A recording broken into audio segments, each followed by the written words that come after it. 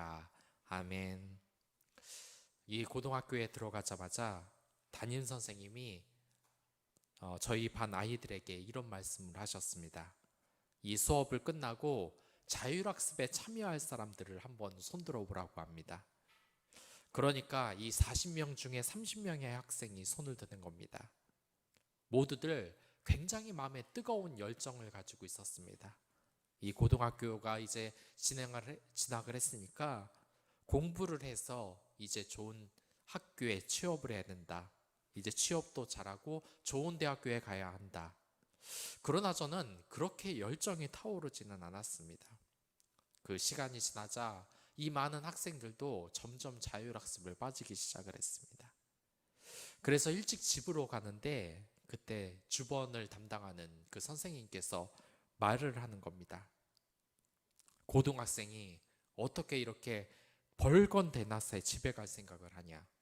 너희들 제정신이냐? 공부는 안 하고 집에 간다고? 이걸 상상할 수가 있는 일이냐?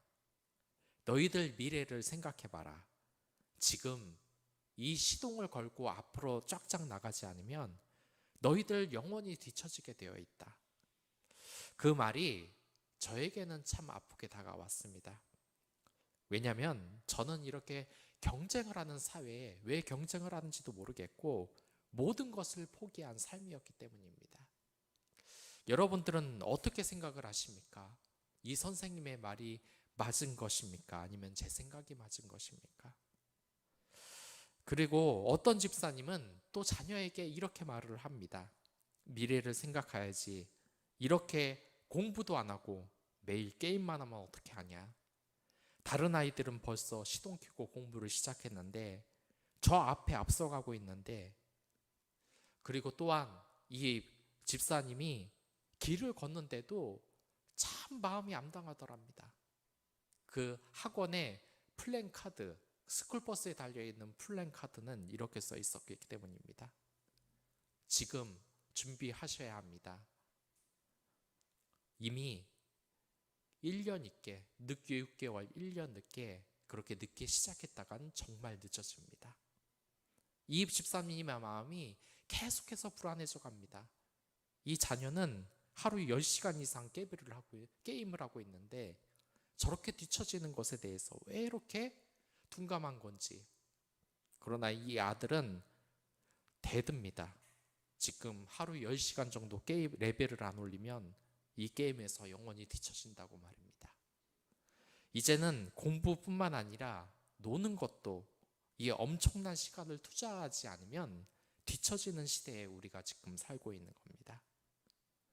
그러나 이렇게 시동 켜고 우리가 열심히 달려가는 것에 대해서 우리는 생각을 한번 해봐야 됩니다. 이 목적지에 과연 어떤 것이 있냐 말입니다. 이 박병률 기자는 킬로만자로의 눈이라는 이 작품에 대해서 이러한 이야기를 했습니다. 높이가 무려 19,710피트. 이 높은 곳 아프리카 대륙의 최고봉, 서쪽 봉우리의 명칭은 바로 마사이 어로 시인의 집이라는 뜻을 가지고 있습니다. 그리고 이곳에는 얼어붙은 한 마리의 표범 시체가 있습니다. 도대체 그 높은 곳에서 표범이 대체 무엇을 하고 있었을까? 표범이 여기까지 오려면 열대우림에서 황무지를 지나 올라와야 합니다. 엄청난 노력을 들여서 올라왔을 겁니다. 표범은 왜 굳이 거기로 갔을까? 소설은 말합니다. 아무도 그 이유를 설명해 주는 사람은 없다고. 우리의 인생이 이런 것 아니겠습니까? 우리가 왜 이렇게 열심히 공부하는지, 돈을 모아서 집착하며 또한 이 성공을 위해서 달리는지, 그러나 그 이유를 설명해 주는 사람은 아무도 없습니다. 이 표범이 왜 높은 곳으로 올라갔을까요? 우리의 인생은 왜 이렇게 높은 곳을 향해서 계속해서 앞으로 나아가야만 하는 것입니까? 이 심이라는 것을 죄라고 만드는 것은 이 현대사회에서 특별하게 말해지는 것이 아닙니다. 늘 열심히 공부해야, 열심히 일해야 성공을 한다고. 또한 이 소설에서는 이런 말이 있습니다. 여기에서는 한 아내가 불평을 터뜨립니다. 왜냐 그러냐면 이 남편이 하루 8시간만 일하기 때문에 그렇다고 합니다. 남편이 쉬면 좋은 것이 아니냐. 그런데 이렇게 8시간밖에 일을 하지 않자 주정뱅이 천국이 됐다고 생각을 하는 겁니다. 남편이 6시까지 일을 하면 집으로 돌아오는 길에 간단히 한 장 정도는 할 테니 돈을 과하게 낭비하지는 않을 것입니다. 하지만 5시에 일이 끝나니까 매일 밤 취해서 이 돈이 남아나지 않는다고. 오히려 이렇게 쉬게 되는 그 쉼을 오히려 한탄하는 겁니다. 우리나라에서도 있지 않았습니까? 주 5일제가 나오자 뉴스마다 대서특필로 터뜨렸습니다. 쉼이 좋다고 하는 것이 아니라 오히려 토요일날 쉬었기 때문에 평일날 근무가 더 과중하게 됐다는 이런 말도 안 되는 기사가 퍼집니다. 이것이 무엇이겠습니까? 쉼이 우리에게 죄악이라는 것입니다. 제가 얼마 전에 이렇게 이사를 했던 적이 있습니다. 이사를 한다면 정말 우리가 준비해야 될 것이 많지 않습니까? 매일 이렇게 짐을 날랐던 기억 때문에 저는 이 짐을 옮기려고 하자 똑같이 이 짐을 나를 준비를 하고 있었습니다. 그런데 제 동생이 저한테 이런 말을 하는 겁니다. 나르지 말라고. 이삿짐 센터에서 직원이 다 나르는 거라고. 저는 그 말을 듣고 좀 이상한 생각이 들었습니다. 매번 이사를 갈 때 우리도 같이 나르는 걸로 알았는데 요즘 세상에선 이렇게 하는 건가? 그래서 놔두니까 정말 이 이삿짐 직원들이 저에게 눈치 하나 주지 않고 자기들이 다 짐을 나르는 겁니다. 이제 우리의 생활은 그만큼 편리해진 것 아니겠습니까? 더 이상 이런 짐을 질 필요가 없는 시대에 와 있는 것입니다. 하지만 우리가 더 자세히 생각해야 될 점이 있는 겁니다. 그것이 뭐냐면 우리가 이렇게 육체적으로 생활은 평안해져서 그 육체적인 짐은 놔둬도 될지는 모르겠지만 우리는 그것보다 더 무거운 마음의 짐이 지금 생겨버렸다는 것입니다. 그러한 마음의 짐은 앞에 이야기했듯이 바로 삶을 살아가면서 우리가 이 킬로만자로의 표범처럼 그 정상을 차지하기 위해 열심히 노력하는 그것이 아니겠습니까? 매일 공부하고 매일 직장에서 밤을 새고 다 우리를 위한 것이다. 우리는 그러한 성공을 위해서 쉬면 안 되는 것이다. 그 당시 이 이스라엘 사회에서도 이런 문제점이 있었습니다. 이 이스라엘은 이스라엘의 제사장의 나라입니다. 그렇기 때문에 이 제사장의 나라이기 때문에 우리나라처럼 무슨 좋은 대학 간다거나 이러한 것을 가르치지는 않습니다. 그들이 가장 중요하게 생각하는 것은 하나님의 율법입니다. 참 행복할 것 같습니다. 그런데 정말 이상한 현상이 생깁니다. 이 율법으로 인하여 이스라엘 백성들이 오히려 고통을 당하고 있는 겁니다. 하나님이 주신 그 율법으로 그 행복한 그 선물로서 이스라엘 백성들이 정말 행복해야 될 텐데 전혀 그렇지 않다는 겁니다. 오히려 하나님의 율법이 그들을 옥죄는 그런 고리새가 되어버리고 만 것입니다. 여기 본문에서 수고하다라는 것은 노동을 해서 지치고 피로한 상태를 의미합니다. 그러니까 피로하고 지치고 녹초가 된 그 상태를 말하는 것으로 이해를 하면 됩니다. 그리고 율법의 무거운 짐과 심판에 대한 부담감으로 그 피로감을 지금 예수님이 언급을 하는 겁니다. 노동처럼 힘든 이 율법이 이스라엘 백성을 짓눌렀기 때문에 이 예수님께서 수고하고 무거운 짐진 자들아라고 지금 이야기를 하는 겁니다. 정말 이상하지 않습니까? 하나님이 우리를 살리기 위해서 선물로 준 율법인데 왜 이스라엘 백성들을 괴롭히는 짐이 되었겠습니까? 예수님이 왜 이렇게 안타깝게 우리에게 이야기를 하는 것입니까? 몇 년 전에 저는 행사를 뛰러 온 사람이 정말 화를 내는 그런 이야기를 읽은 적이 있습니다. 보통 행사를 뛰면 좋아해야 되는 것이 정상입니다. 왜냐? 자기의 이름도 알릴 수 있고 행사 진행비도 많이 받을 수 있으니까 그렇습니다. 그래서 서로 이런 행사를 뛰려고 참 노력을 많이 하는데 어쩐지 이 사람은 행사를 잘 진행했는데 관계자가 보니까 끝나고 오히려 화가 머리끝까지 나 있던 겁니다.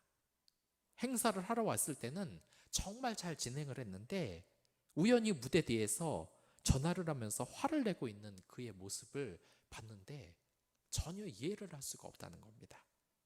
그런데 나중에 왜 그렇게 화가 났는지 그 이유를 알게 됐습니다. 그 이유가 뭐냐면 사실 그 행사는 그 연예인이 진행하는 것이 아니었습니다. 자기 선배가 대신 나가달라고 했던 것입니다. 그러니까 비양심적인 선배 연예인이 자기 대신 행사를 뛰어달라고 한 겁니다. 더 기가 막힌 것은 이 행사비 전부를 줘야 되는 것입니다. 하지만 그런 것은 일절 없고 그 수입도 다 빼앗았고 그냥 공짜로 행사를 뛰게 한 것입니다.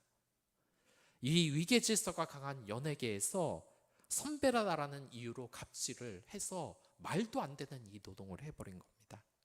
정말 말만 들어도 화가 나는 상황이 아니겠습니까? 만약 여러분들이 이런 상황에 있으면 어떻게 하겠습니까? 당장 그런 무거운 짐, 다른 사람의 그 일 같은 짐은 벗어놓고 때려치고 싶지 않겠습니까? 이러한 일들이 우리 사회에서 정말 많습니다. 여러분들 이 해외여행 정말 좋아하실 겁니다. 제가 이 새벽 기도를 위해 새벽 일찍 어두컴컴한 거리를 나선 적이 있습니다. 그때 새벽에 길을 가는데 한 여자 청년으로 보이는 사람과 마주쳤습니다. 이 사람을 보니까 커다란 캐리어를 들고 버스 정류장 앞에서 이리저리 뒤살펴보고 있는 겁니다. 저와 마주쳤는데 딱 보니까 그 사람의 상황을 알 것 같습니다. 이 새벽에 무거운 캐리어를 들고 버스 정류장에 있다. 이거는 틀림없습니다.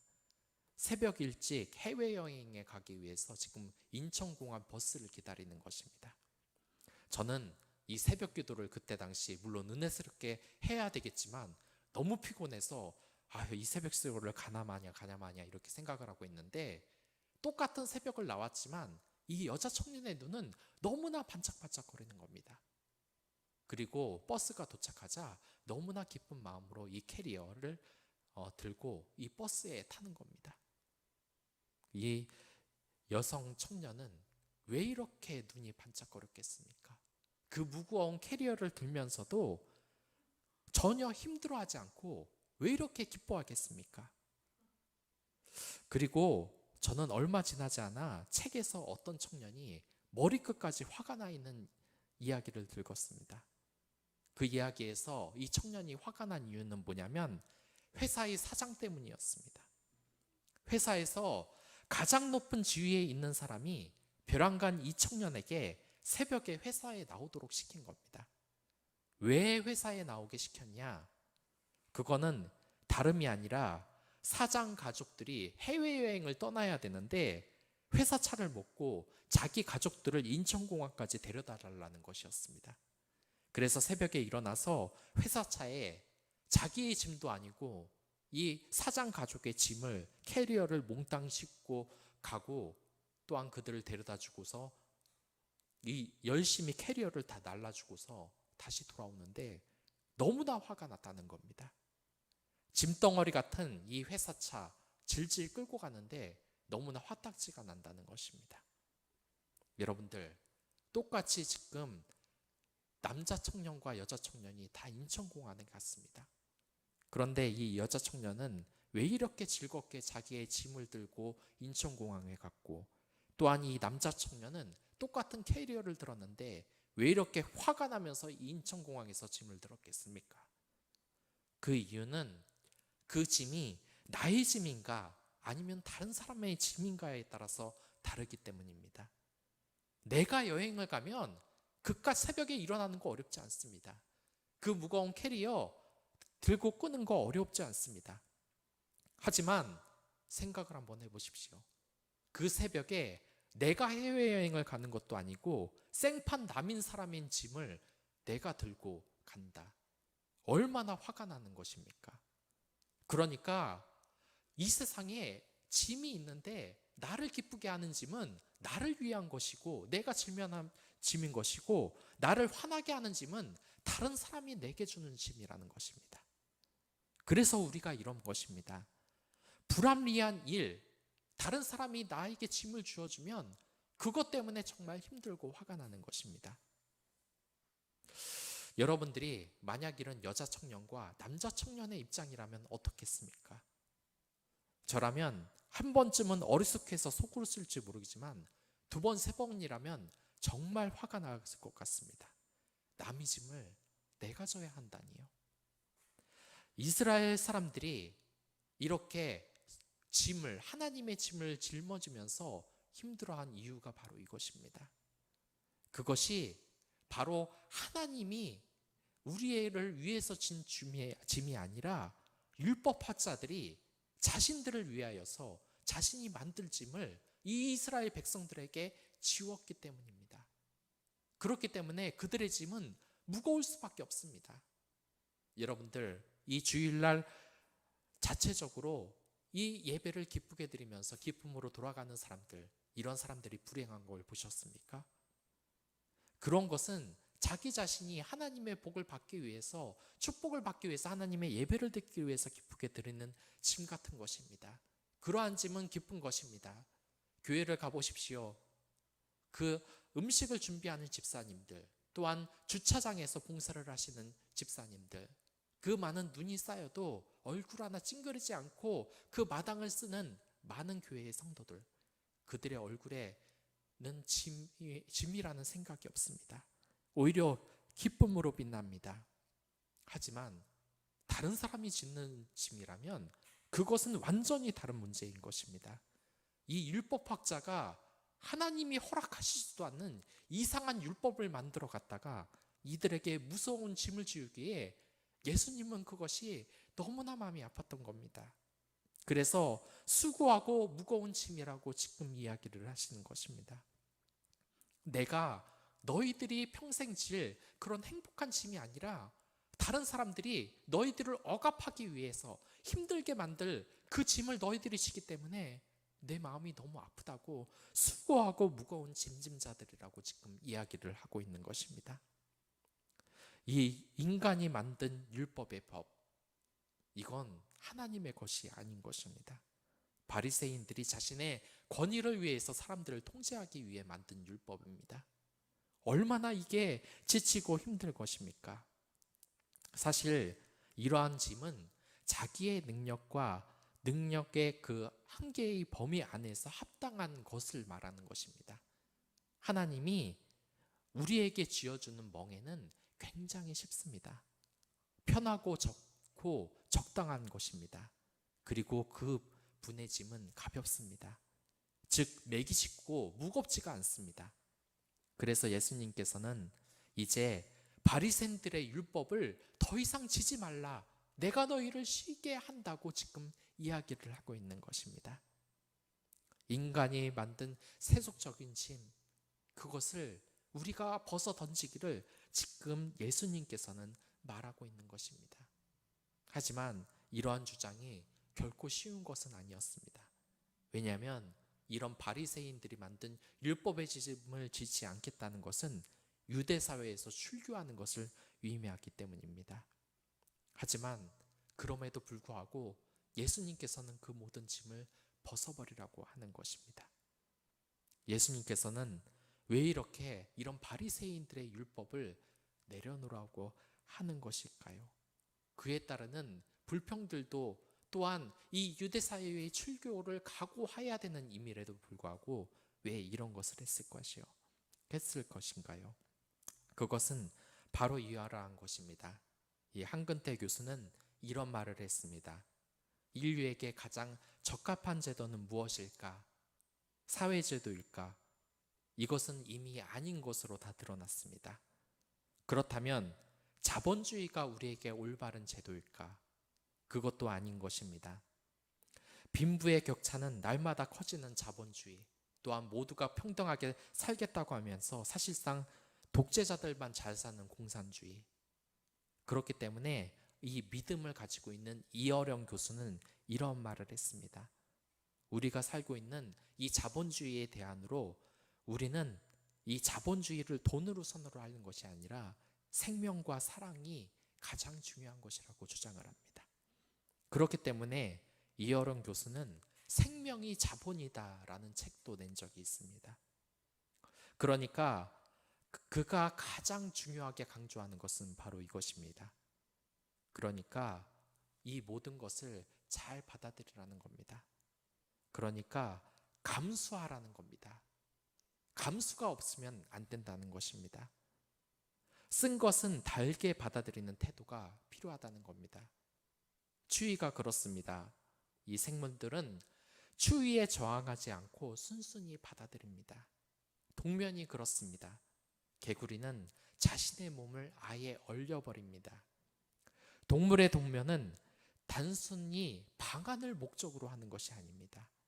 가혹한 경쟁과 노동으로부터 풀려나는 따뜻한 시간을 의미하는 것입니다. 자연이 가져다준 사랑이요 축복인 셈입니다. 그러니까 이 모든 생물에게 실제하는 추위는 결코 잔인한 거나 적대적인 것이 아니라는 것입니다. 여러분은 이 불황을 어떻게 생각하십니까? 우리 인생의 불황을 어떻게 생각하십니까? 불황이라는 뜻을 영어로 하면 리세션입니다. 라틴어 리세스에서 나왔습니다. 즉 불황이라는 것은 멈춤과 쉼을 의미하는 겁니다. 릴렉스. 잠시 성장과 전진을 위한 휴식을 의미하는 것입니다.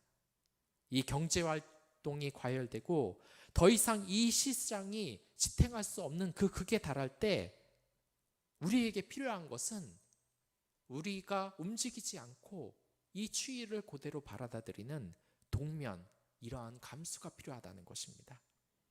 긴 악모고에서 보자면 이런 동면처럼 이러한 것은 지극히 자연스러운 자연현상입니다. 이 불황은 오히려 우리에게 불행을 가져다 주는 것이 아니라 우리에게 구제 역할을 하는 것입니다. 그럼으로써 이런 동면으로 인하여서 이 추위를 받아들이고 움직이지 않음으로써 우리는 이 세상의 욕심과 자본에 대해서 벗어날 수 있다고 이어령 교수는 지금 이야기를 하고 있는 것입니다.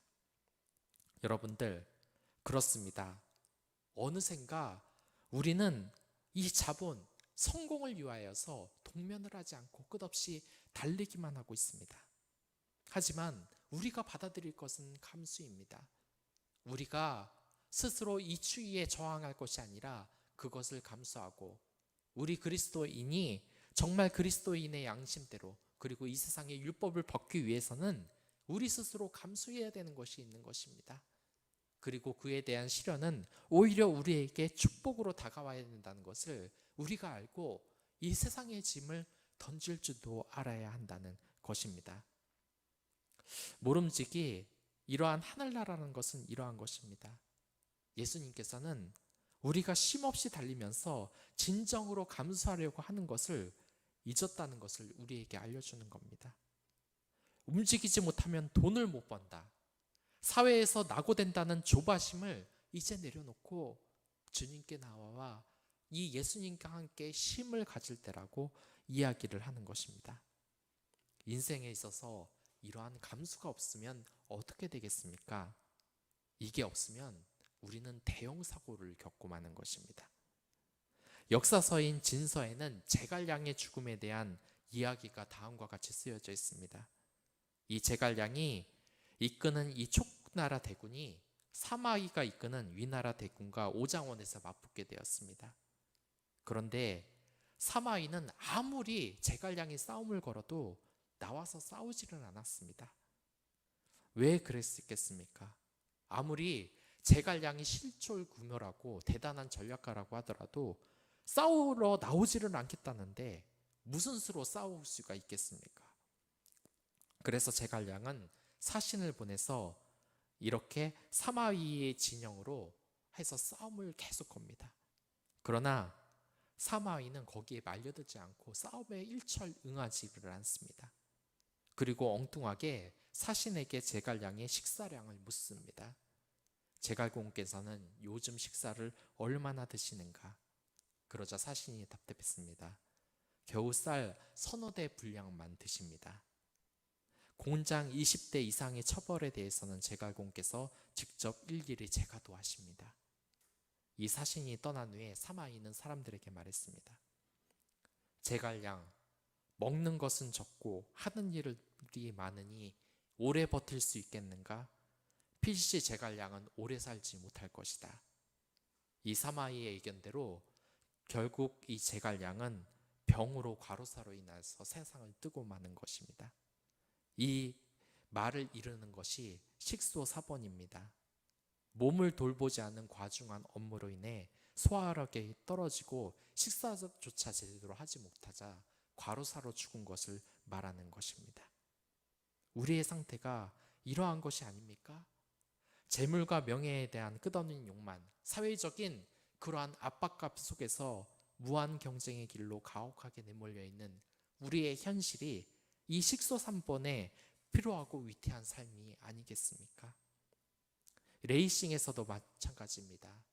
이 레이싱에서 레이서가 레이싱을 타고 있는데 이제 멈추라고 무전이 옵니다. 왜냐? 피트워크, 타이어를 갈아야 하기 때문입니다. 그러나 이 레이서는 멈출 줄을 모릅니다. 멈추면 속도가 늦어지고 선두에서 벗어나기 때문입니다. 그래서 속도를 줄일 수 없다고 피트 작업을 하는 이곳에 잠시 서서 타이어를 갈지 않아버리면 어떻게 되겠습니까? 결국 이대로 달렸다가는 타이어가 터져서 대형 사고로 이 레이서는 죽거나 불구가 될 위험이 있을 겁니다. 이렇게 우리의 인생도 마찬가지입니다. 쉬는 시간은 감수해야 될 시간입니다. 오히려 편히 쉬어야 되는 것입니다. 하지만 그 시간에 더 달릴 수 없다고 타이어 가는 시간도 빼어버리고 쉼없이 달리면 어떻게 되겠습니까? 그렇기 때문에 여러분들에게 말합니다. 예수님은 우리에게 무거운 짐을 지고 예수님 앞에서 지금 쉬라고 이야기하는 겁니다. 평생 수고하고 짐을 메고 가다가 죽지 말라는 겁니다. 무거운 율법에 치여 죽지 말라는 겁니다. 그렇기 때문에 친히 이스라엘의 돌물 제사, 복잡한 이 율법을 다 벗어버리고 오직 나만 믿으라고 하는 것입니다. 그러기에 우리들이 해야 할 일이 있습니다.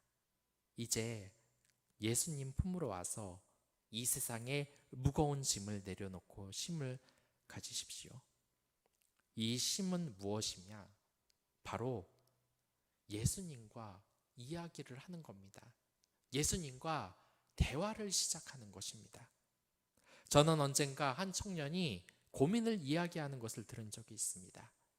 정말 하나님을 믿고 싶은데 마음이 너무 답답하다는 겁니다. 왜냐? 내가 아무리 기도를 해도 하나님께서는 응답을 하시지 않는다는 겁니다. 정말 하나님이 나에게 음성 좀 알려줬으면 내가 어떻게 해야 되는지 좀 답이라도 알려줬으면 좋겠는데 이 예수님께서는 아무리 기도를 해도 늘 침묵뿐이라는 것입니다. 왜 이런 것이 생겼습니까? 여러분들의 생각은 어떻습니까? 내가 기도하는데 이 예수님이 정말 나한테 말 한마디 해줬으면, 뭘 하라고 말을 좀 해줬으면 좋겠다고 생각을 하지는 않으십니까? 그것은 여러분들 절대 서운해야 할 것이 아닙니다. 여러분들 힐링 캠프라는 프로그램 몇 년 전에 끝났는데 혹시 이 프로그램 본 적이 있으십니까? 이 프로그램을 보면 말 그대로 손님이 힐링을 받고 갑니다. 근데 이 프로그램은 어떻게 되냐? 이 손님이 나와서 행복하게 살 수 있는 여러 가지에 대해서 조언을 받는 프로그램이 아닙니다. 무엇이냐면 이 손님이 이곳에서 나와서 그냥 자신의 이야기를 진행자와 시청자들에게 이야기하다 갑니다. 그러고 일어서서 이런 말을 합니다. 아, 제가 제 이야기를 하니까 참 위로가 되네요. 감사합니다. 이런 말을 합니다. 여러분들, 진정한 힐링이라는 것은 이러한 것입니다.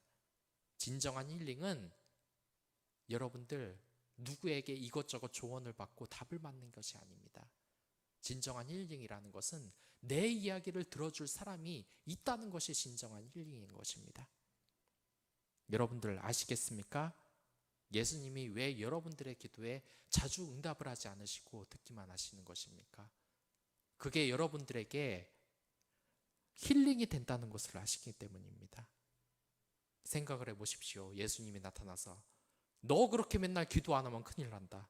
너 그렇게 기도 한 번 안 하고 성경 말씀 한 번 안 읽고 그따위로 살면 안 된다. 맨날 이거 알아 저거 알아 충고를 하면 우리가 어떻겠습니까? 예수님으로 인하여서 힐링을 받겠습니까? 또 다른 무거운 짐이 우리에게 지어지는 것입니다. 예수님은 단지 여러분들 앞에 서서 여러분들의 이야기를 조용히 들으면서 그것에 공감하실 뿐입니다.